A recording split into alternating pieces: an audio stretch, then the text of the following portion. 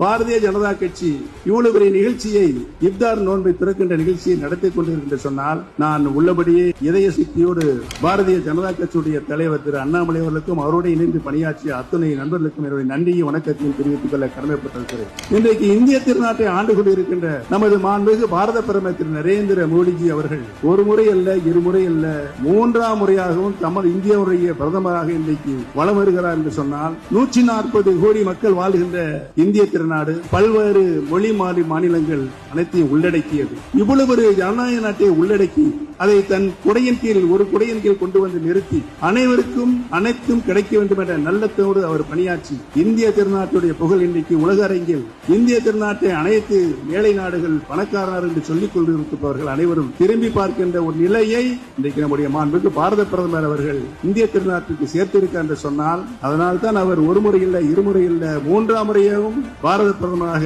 அவர் வலம் வருகிறார் என்பதையும் இன்னும் எத்தனை முறை நாடாளுமன்ற தேர்தல் நடந்தாலும் திரு நரேந்திர மோடிஜி தான் இந்த நாட்டினுடைய பிரதமராக வருவார். அனைத்து மக்களும் சமமாக பார்க்கின்ற பண்பு, அனைத்து மக்களும் ஒரு தாய்மக்கள் என்று நினைக்கின்ற நிலைப்பாடு, இப்படி மனித சக்தியோடு இதயம் கவர்ந்த தலைவராக இன்றைக்கு நம்முடைய பாரத பிரதமர் வருகிறார். யாராலும் தீர்க்க முடியாது என்று இருந்த அந்த ஜல்லிக்கட்டு பிரச்சனை, இந்த ஜல்லிக்கட்டு பிரச்சனையை ஒரே நாளில் 24 மணி நேரத்தில் தீர்த்த அந்த பெருமை நம்முடைய பாரத பிரதமர் நரேந்திர மோடி அவர்களே சாரும் என்பதை இந்த நல்ல நேரத்தில் நன்றியோடு தெரிவித்துக் கொண்டு